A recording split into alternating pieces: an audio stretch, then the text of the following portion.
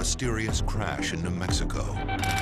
Flying disc has been found and is now in the possession of the Army. Today, the U.S. government says there were no flying discs outside Roswell in 1947 and has closed the case on the entire incident. But some Americans think the government isn't telling all it knows about UFOs.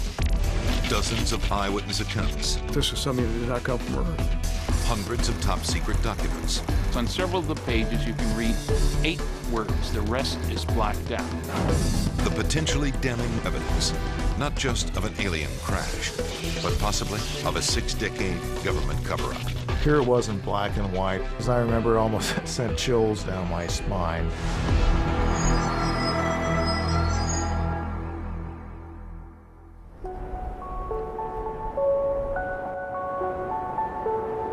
To a small but dedicated group of UFO researchers, this barren ranch land, 75 miles northwest of Roswell, New Mexico, is sacred territory. It's the place where they believe one or more alien spaceships crashed to Earth sometime in early July 1947. I think there was probably a mid-air collision that resulted in one going one way and exploding and dumping all the wreckage out in the debris field, the other making it down almost intact. Today, that crash, commonly referred to as the Roswell incident, is the stuff of legend. But we might never have heard of Roswell if not for a former nuclear physicist turned UFO researcher named Stan Friedman. After spending nearly 30 years investigating the incident, hunting down dozens of key witnesses and scores of top-secret documents, Friedman is convinced that the U.S. government is covering up a UFO crash. This is his proof. It begins in 1978, when after giving a lecture on UFOs, someone casually asks if he's ever met former military intelligence officer Jesse Marcel. Brilliant investigator that I am, I said, "Who's he?" I never heard of him. "Oh, well, he handled pieces of the wreckage in one of those saucers you're interested in." What? Friedman tracks down Marcel in Louisiana and first hears the fantastic tale about the day Marcel helped recover a real alien spaceship. There were just fragments strewn all over the area, an area about 3/4 of a mile long and several hundred feet wide. So Jesse tells me his story was in newspapers around the world, but he doesn't remember the exact date. And he tells me how they took the wreckage to Fort Worth, Texas, and he was told not to say anything. Friedman checks with the local Roswell paper, and sure enough, there it is. July 8, 1947. Roswell Army Air Force captures flying saucer. It was a big sensational thing. Front page headlines, not just the Roswell Daily Record, which is kind of a small paper, but in the West Coast papers, Los Angeles Herald Express, huge paper, and so forth. But there's a follow-up story, too. One day later, a report from the U.S. military that the wreckage isn't a crashed UFO after all. It's pieces of a downed weather balloon. But now, 30 years later, here's Marcel telling Friedman the balloon story is false, part of a cover-up by the U.S. government. One thing I was certain of, being familiar with all air activities, that it was not a weather balloon, nor an aircraft, nor a missile. It was something else of which we didn't know what it was. In the weeks leading up to the Roswell incident, the country is gripped by UFO fever after a commercial pilot reports seeing 9 strange objects flying over Washington state. He was not describing their shape, he was describing their flight characteristics when he said that they acted like saucers bobbing or skipping across the water. And yet the term saucer quickly became an icon in Americana for unidentified flying objects. Hundreds of flying saucer sightings pour in, especially in New Mexico, home to top-secret test sites for V-2 rockets and atomic and nuclear weapons. The city of Roswell itself is the base of the 509th, the world's only atomic air squadron. If aliens were going to be interested in anything that happened on this planet, boy, they'd make a beeline for New Mexico. As the story goes, on that fateful night in early July 1947, a violent thunderstorm rolls through Roswell. Out in the desert, rancher Mac Brazel sleeps fitfully in his tiny cabin. There'd been a big electric storm, and he heard what he thought was an explosion that didn't sound like thunder. The next morning, Brazel checks on his animals and notices they won't cross a pasture. He goes for a closer look and stumbles across debris littered over a large field.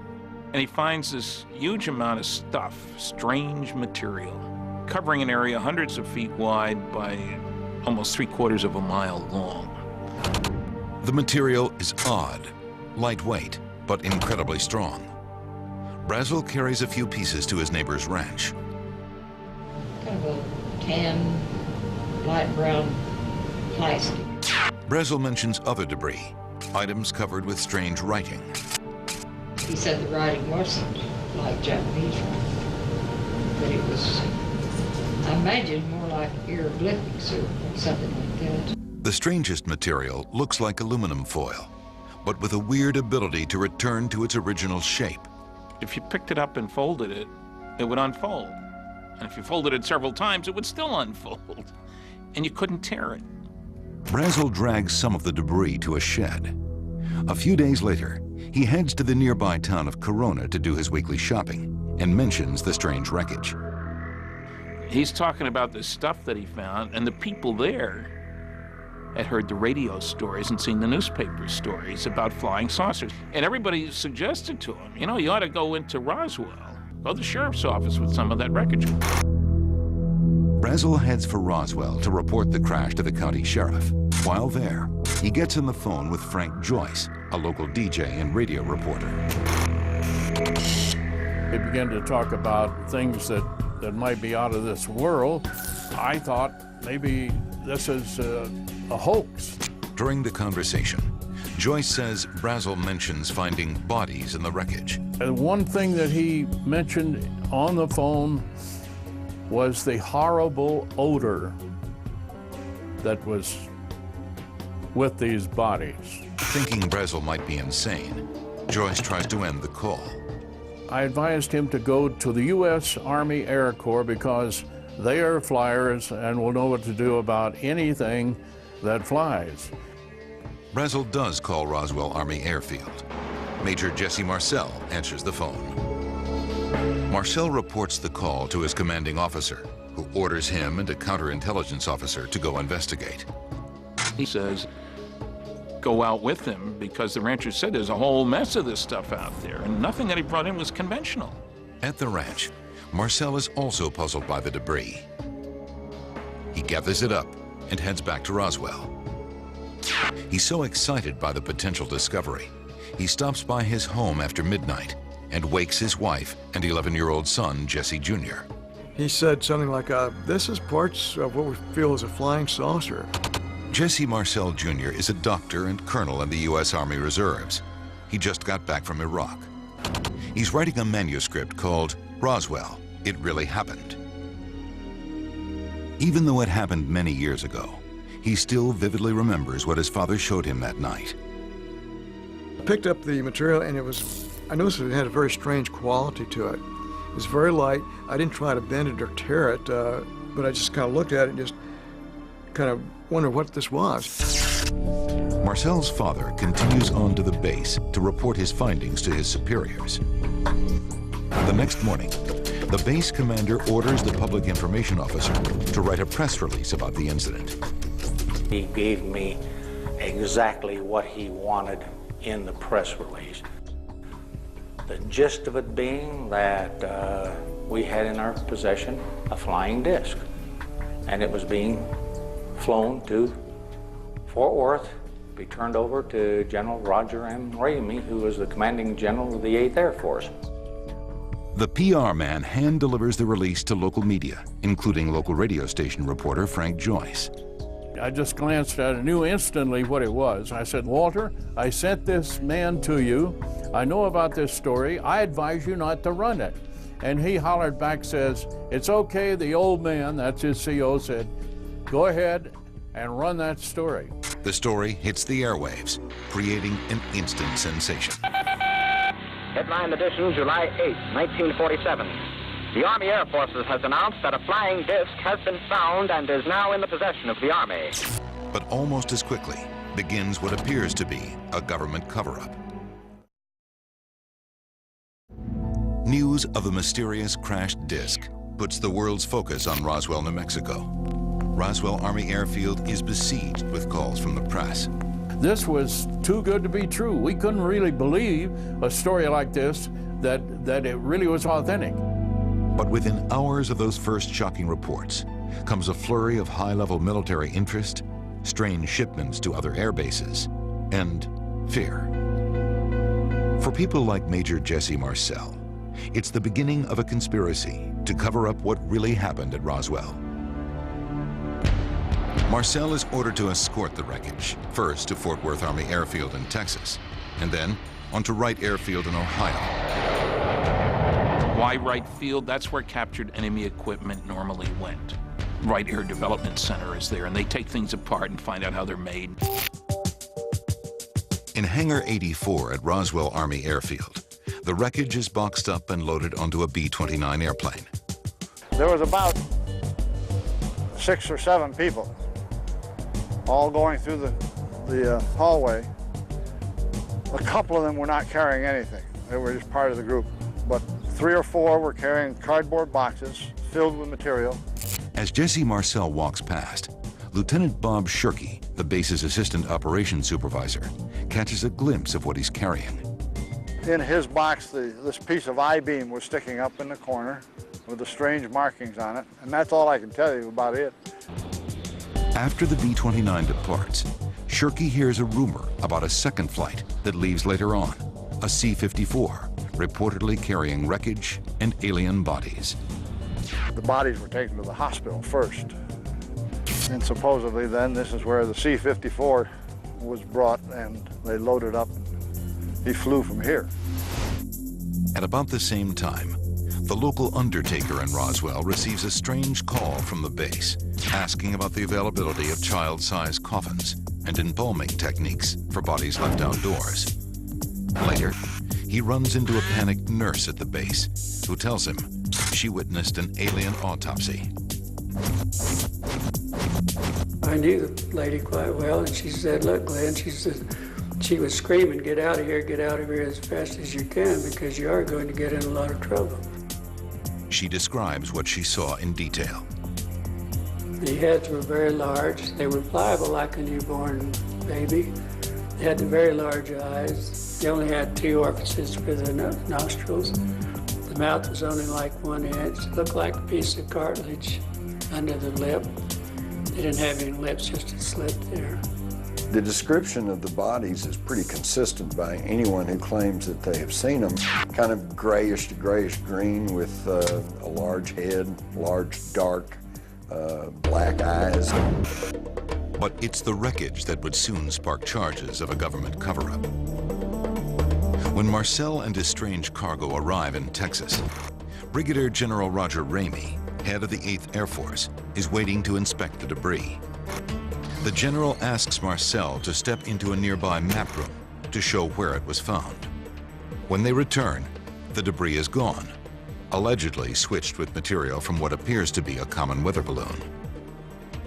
According to Marcel in his last interview, there were some wrapped packages there. He says they hid the debris from the photographers who came in, but what was in the picture was just staged. It was just, you know, it was just the cover story. The press snaps several photos of various officials posing with the debris, including Jesse Marcel. He kind of looks kind of sheepish, like, yeah, they're okay, guys, I'll hold it up here, but this, this is not what I saw. Years later, Stan Friedman believes he's confirmed the cover story when he gets a signed affidavit from the General's Chief of Staff, who says the weather balloon story was to divert the attention of the press. And it comes on direct orders from the Deputy Commander of Strategic Air Command in Washington, D.C. He gave him 3 orders. I want you to send some of that wreckage here today with one of your Colonel Couriers. I want you to get the press off our backs. I don't care how you do it. And I don't want you ever to talk about it again, not even with your buddy, Roger Ramey. The alleged cover story works. Just a day after the fantastic tale broke, the media and the public buy into the new story. People really believed in the military back then. It was right after World War II, and the military had saved us, you know, from fascism. After the photo op, the wreckage is flown to a new unknown destination, while Marcel is ordered to return to Roswell and forget the entire incident. When he came back and he had my mother and I kind of together, he said, you know, guys, we're not to talk about this anymore. Treat it like a non-event, didn't happen. So may not forget about it, but don't talk about it, not even with your friends. And we didn't. Others are also allegedly pressured to keep silent or change their stories. A few days after the photo op, rancher Mac Brazel pays a visit to Frank Joyce at the radio station. He said, I found out after I left here that what I told you out on the ranch was not accurate. What the crash was a weather balloon. But Joyce says he uncovers Brazel's fib when he asks what happened to the alien bodies. And I said, you know, it brings up what people are talking about recently, the stories you hear about little green men. And in a quiet voice, he said, they weren't green. After the debris from a crashed UFO is identified as a simple weather balloon, interest in the Roswell incident dies down and is soon forgotten altogether. But the principals in this drama, like Major Jesse Marcel, never forget. It was not a weather balloon, nor an aircraft, nor a missile. It was something else, of which we didn't know what it was. Marcel's son remembers his father as adamant the truth was being hidden. I remember him saying later that he was part of the cover-up because he went along with the story publicly, but privately, he didn't. To his dying day, he had the idea that this was something that did not come from Earth. According to researcher Stan Friedman, the U.S. military doesn't forget the incident either.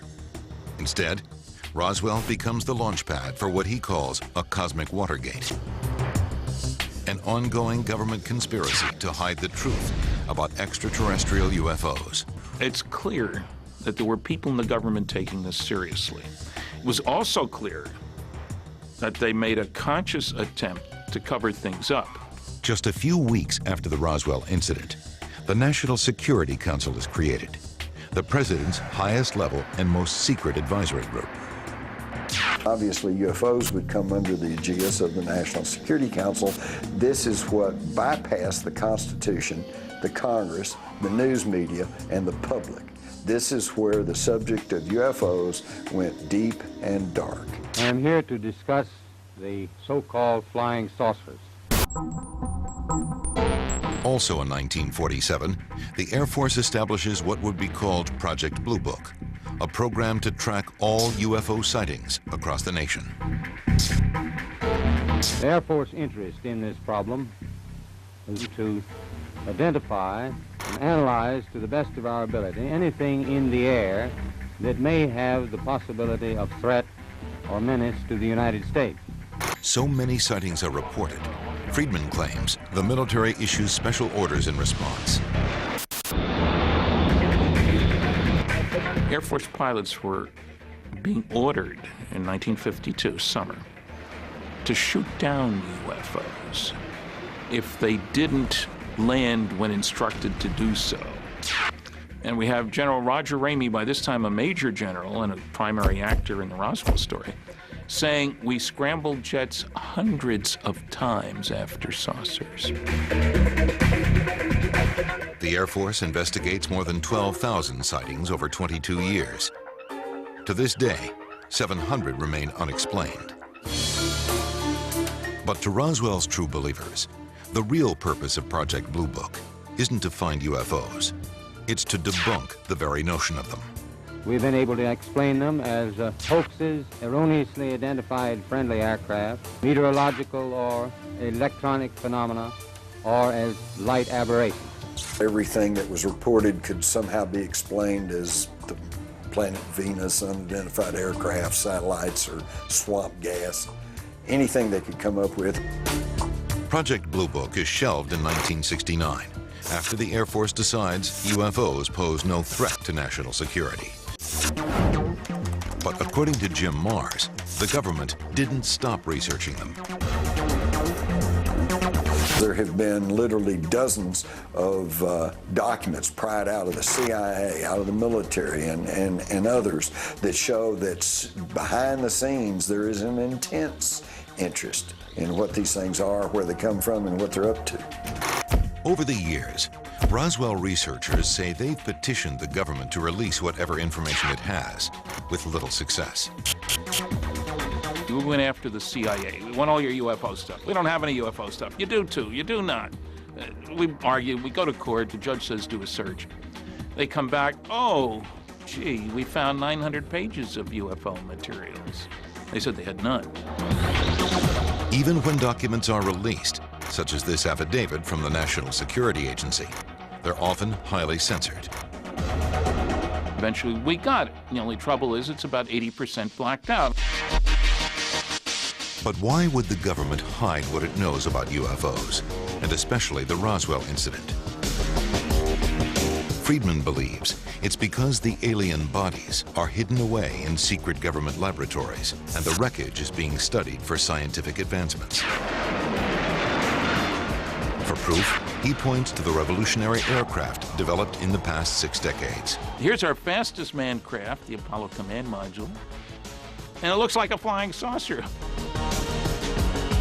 Secret laboratories, engineering wonders. It seems unbelievable, unless you believe there really was an alien crash landing in Roswell.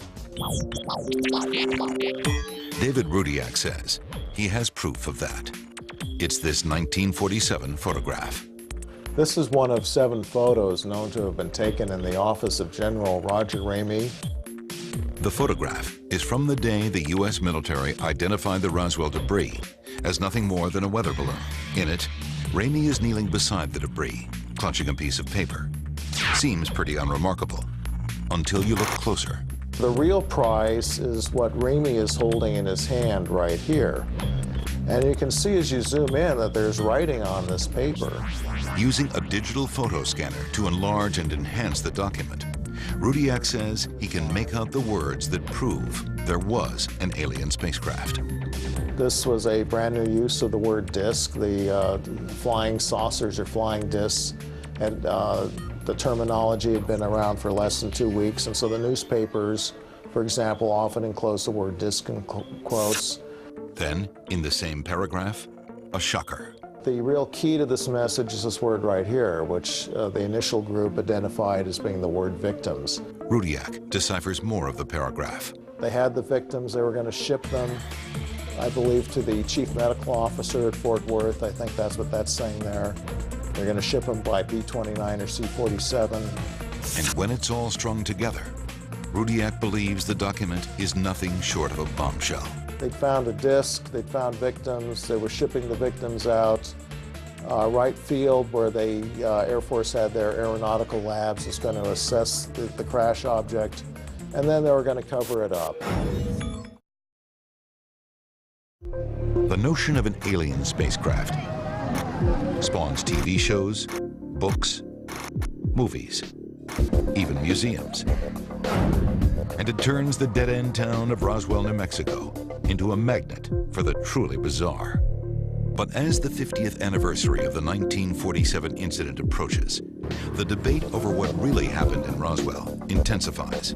A growing grassroots movement of amateur investigators, activists, and the just plain curious presses the government for answers. What they get is evidence that the government has indeed been hiding a secret, one not even the Roswell advocates suspected.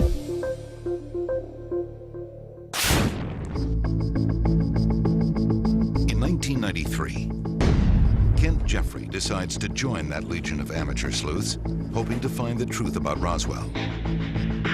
Before I knew it, I was in it up to my neck. Jeffrey had spent a lot of time in the skies, a commercial airline pilot for 30 years, with a love of space and a fascination with UFOs. To him, Roswell is ground zero for proof that UFOs exist. I figured that if this incident had really happened, it was worth pursuing. It would have been the story of the millennium. Jeffrey has a special connection to Roswell. His father was an Air Force colonel who worked with the commander of Roswell's 509th Bomb Group. Jeffrey soon learns of witnesses who claim to have seen the strange wreckage and tell stories of alien bodies. I was told by one of the Roswell authors and researchers about a number of secret witnesses who were afraid to come forward because of government reprisal. And that's when I figured, well, something needs to be done about this. His first step? The Roswell Declaration, a worldwide petition signed by astronauts, scientists, and members of the military. 20,000 people in all, calling on the government to tell what it knows about Roswell. The declaration was a request not only to release any information on Roswell, but to release any information that the government might have on any aspect of UFOs or extraterrestrial intelligence. Jeffrey gets help from a New Mexico congressman who is also pressing for answers. The information I want is for the government to make public all of its records about the Roswell incident, or if those records have been destroyed, explain who destroyed them and under what authority and when. Under pressure, in 1994, the Air Force assigns Lieutenant Colonel Richard Weaver to head an inquiry. Weaver says he left no stone unturned and found a startling secret. We went back through all the records starting at that time, looking for plausible explanations for what may have happened. We considered a nuclear accident, we considered an errant missile crash, we considered airplane crashes, and we considered, quite frankly, the possibility of an extraterrestrial event that the government just had not owned up to. In his 1994 report, Fact versus Fiction in the New Mexico Desert, Weaver did find something the government didn't want people to know about. Something he now believes is the truth about what happened that night in 1947. If there's a cover-up, the report says, it's not a cover-up of a flying saucer from outer space, but of a top-secret military project codenamed Mogul. Mogul is a huge apparatus of balloons and instruments spanning some 600 feet. It's designed to detect Soviet nuclear tests, one of the most pressing issues in those early days of the Cold War. The project is so secret, many of those who work on it don't even know its name. It was about as highly classified as the Manhattan Project itself. In 1947, Charles Moore is Project Mogul's engineer. A retired university professor today, Moore believes those reports of flying saucers and the strange otherworldly wreckage on Brazel's ranch are really describing his balloon number 4. It was launched in early June, some 50 miles downwind. We launched several of these long trains of balloons. We were quite sure that the reports that were appearing in the paper were of debris from some of our flights. We were pretty sure it was highly classified, and sooner forgotten the better. And that local newspaper story, where the rancher describes strange foil, tape, and sticks. Moore says it sounds a lot like Mogul's radar targets. The reflective material was aluminum foil laminated onto paper and deployed on balls of sticks to make them lightweight so they could be carried aloft by balloons.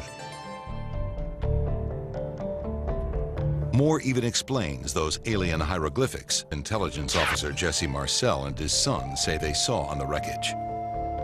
The targets we used were reinforced with Scotch tape on which was imprinted curious abstract figures, squares and triangles and Greek letters. But how could Jesse Marcel, an intelligence officer with special training in radar targets, possibly mistake what he saw for an alien spacecraft? I think he'd never seen such big balloons as this before. Moore says the balloons, sitting out for days in the desert sun, would have blackened and broken up, changing their appearance. After a week or so lying on the ground, the balloons would no longer appear to be balloons. And then there's this. Suppose for a moment the Roswell wreckage really was something extraterrestrial. Even the Air Force says that would be a big event. So big that it would have left some paper trail, some evidence. Instead, they say there is none. Could the government really succeed in keeping this top secret? Colonel Weaver doesn't think so. Somebody would have to change literally thousands, if not millions of records, such arcane things as flight schedules and manning documents and all sorts of routine things to eradicate the fact that something important happened. The Air Force also examines that photograph, the one with the memo in General Ramey's hand. Roswell researchers claim they can make out the word victims. But government analysts say they can't read a thing. I kind of question anyone who's claiming that they made out the words crashed disk and victims. If that were the case, it would have been something very secret, and I doubt Ramey would have been waving a note with that information on it in front of the cameras. Kent Jeffrey is starting to have serious doubts about the Roswell story. Then, Jeffrey stumbles across declassified notes from a 1948 Air Force meeting, just a year after Roswell. In it, a top intelligence officer calls the 1947 wave of UFO sightings a phenomenon that can't be laughed off. It seems a tantalizing clue, until Jeffrey reads what the officer says next. And I quote, "I can't even tell you how much we would give to have one of those crash in an area so we could recover whatever they are." Far from confirming the existence of alien craft, the colonel is merely hoping such things exist and wishes he could get his hands on one. For Jeffrey, it's a shocking revelation, but he still keeps looking. He tracks down other people who may have known about it, members of the 509th Bomb Group based in Roswell in 1947. I eventually spoke with 15 former B-29 pilots and 2 former B-29 navigators, all of whom felt the entire U.S. They give Jeffrey a signed affidavit. There was no alien spaceship and no secret hangar housing it. Of that we give our word. Even testimony from the local undertaker. See here, you got the large eyes and the big heads. About an Air Force nurse who witnessed an alien autopsy falls apart. There are no records that such a nurse ever existed. After more than 3 years of dead ends, Jeffrey pays a visit to Professor Charles Moore, Project Mogul's engineer. There it is, in plain sight, the radar reflector.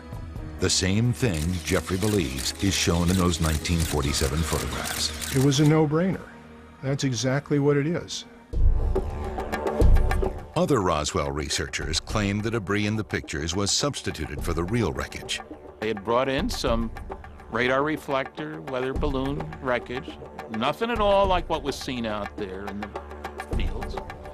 And they said, sorry, it was just a radar reflector weather balloon. But the intelligence officer who accompanied Jesse Marcel Sr. in July 1947 says in an affidavit it was not substituted. The wreckage in the picture is exactly what he saw. Trying to sort out whether the wreckage was in fact switched, Jeffrey returns to the people who witnessed it. Jesse Marcel Sr. had passed away, but his son, who was only 11 at the time, remembers strange exotic debris. It was very light. I didn't try to bend it or tear it, but I just kind of looked at it and just kind of wondered what this was. Even though Marcel Jr. describes the material as strange, he admits he and his father didn't see exactly what that means. Like some people describe the foil as having like a memory. You could wad it up and it'd unfold. No, I didn't see that, and I don't know if my dad ever witnessed that. Jeffrey believes that's because the strange debris is really not so strange after all. Urban myth or legend being what it is, the story has grown tremendously through the years, where it is material that couldn't be dented with a sledgehammer and couldn't be burned and so on and so forth. I think it was just plain old aluminum foil, because that's what they used to cover the radar reflectors. But Jeffrey wants to make sure he's covered all the bases. He wonders if there's anything more to this supposedly strange debris. Hoping to find his answer, he turns to hypnosis. Just going to do one other thing. I'm going to touch your wrist for a moment. And, He wants to use the technique on Colonel Jesse Marcel Jr., who saw the debris his father brought home from the crash site. Maybe Marcel will be able to remember some more details of what his father showed him that night in July 1947. If the hypnosis could have brought out some previously suppressed information in his mind regarding exotic material, then there would have been a reason to be optimistic that maybe there was something to all of this.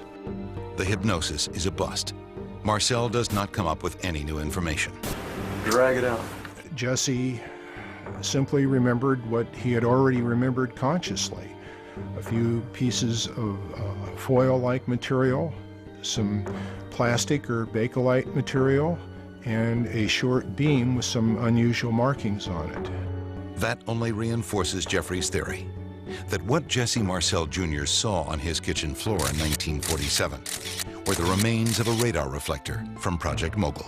That was the final nail in the coffin of the crash saucer scenario for me.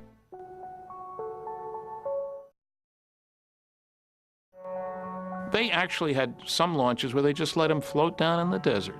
Doesn't sound very classified to me. You don't let highly classified things just float down in the desert where your enemies, spies, can look at them. And the basic materials used in Mogul, like paper-backed foil, would never be confused for an alien spacecraft. you can go down to the grocery store and buy a Hershey bar, and what it's wrapped in is the exact same material that the radar targets are made from. So nobody would have been mystified by this. And then there are the famous photographs. Jesse Marcel Jr. insists the material in the picture is not what he saw. It was not the same. It's not at all. Roswell researchers say there's one explanation. The government switched the debris. And they believe there have been other suspicious doings as well. Jim Mars points to this 1995 GAO report. They came up with no documents stating that it was a saucer or there were aliens, but what they did find was that all of the communication records in and out of Roswell between 47 and 48 had all been somehow misplaced or destroyed. In 1997, the Air Force releases yet another report, this one called Roswell, Case Closed. Air Force officials hope this will explain once and for all any doubts about alien bodies. Bodies observed in the New Mexico desert were probably test dummies that were carried aloft by U.S. Air Force high-altitude balloons for scientific research. But there's a problem with this explanation. Air Force records show that test dummies weren't used until 1953, 6 years after the crash at Roswell. Colonel, how do you square the UFO enthusiasts saying that they're talking about 1947, well, you're talking about dummies used in the 50s, almost a decade later? Well, I'm afraid that's a problem that we have with time compression. I don't know what they saw in 47, but I think over a period of time they began to lose exactly when the date was. And there were lots of dummies dropped. After delivering its 1997 press conference, the U.S. government officially closes the case on the Roswell incident. But the final word doesn't seem to satisfy people on either side of the debate. Hey, UFOs, people have a right to know. Contradictory government documents, conflicting eyewitness reports, and intriguing clues that the government is still holding back key evidence all fuel the continued controversy. There will always be those who will not believe anything the government says, and I think that's terrible. But you have to ask yourself, whose fault is it? From a public relations standpoint, I think the government has handled it very poorly. But even poorly handled, Kent Jeffrey believes the government has given the best explanation so far about what fell to Earth outside Roswell. I have absolutely no doubt that it was not an alien spaceship. I would stake my life on that, literally, without hesitation. And it was really a big disappointment for me. Adding to the skepticism of Jeffrey and many others is the fact that so many big leads over the years have not panned out. From discredited witnesses, to smoking gun documents that turned out to be fake, even the ever-growing number of alien landing sites in New Mexico. At last count, there are 6 in all, including this one at Hubcorn's ranch that charges admission. There was supposedly five bodies. You've got to put up with the noise to get the signal.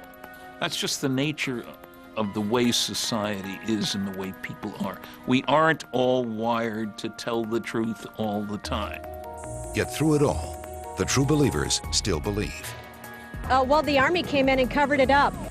They remain as convinced as ever that Roswell is the government's dirty big secret, buried under decades of deceit, lies, and cover-ups.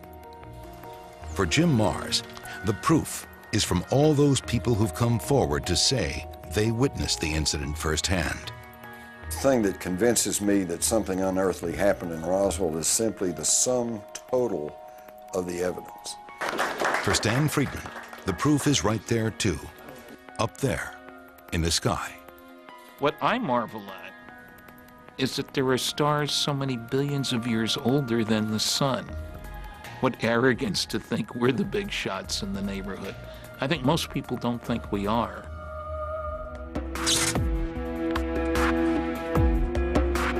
Today, many years have passed since the Roswell incident, and the search for proof has become a race against time. Frank Joyce, one of the few remaining witnesses, is 82. July 8th, 1947, I'd say that's pretty close to the beginning. Joyce still keeps the original wire copy from the incident in his Roswell file to help keep the memories fresh. Originally, my idea was to prove that it did come out officially on the United Press wire. For a while, I actually thought that people might think I made the whole thing up. Not so. In December 2005, Walter Haut, the man who wrote the original press release that sparked that wire story, passed away. His daughter, Julie Schuster, is among the people who believe the government is intentionally dragging its feet on the release of information. One of the comments made was, we'll just wait the witnesses out. But Walter Haut has left behind a legacy. In 1992, he started Roswell's International UFO Museum, along with the mortician who claims he ran into the nurse who saw an alien autopsy. Are you friendly? The museum has become a mecca for believers, skeptics, Everything's just a flat fraud. and everyone in between, drawing more than 2.5 million visitors since its opening. It has also become a resource for researchers, with displays about the incident, as well as the testimonies of important witnesses. A lot of the witnesses have done affidavits, have written it down, have done interviews, and told their stories. It's 200 miles from anywhere, Albuquerque, Amarillo, El Paso. So if they're there, it's because they want to be there. So people are interested. The original Roswell investigators themselves are getting older, but they don't seem to be slowing down much. After all, there are still new tips to check out. I'm still working on the case. I've got a couple of hot leads, which I hope prove out. New clues to study. A possible UFO in... There's not a day or a week goes by that somewhere somebody doesn't get some pretty good, clear videotape of a UFO. And new documents to pry out of the government. I want to see the documentation. One of the interesting questions is, why isn't there any documentation?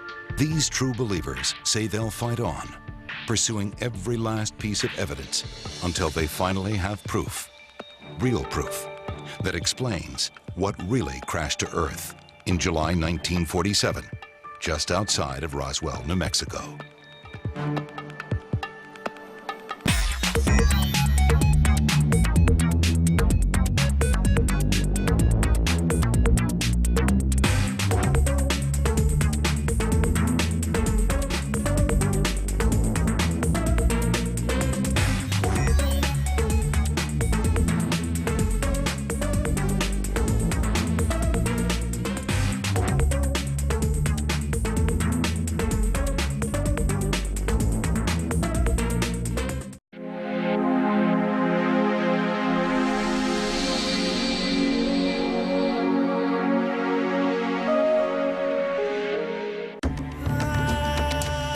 Este mes en Discovery Civilization.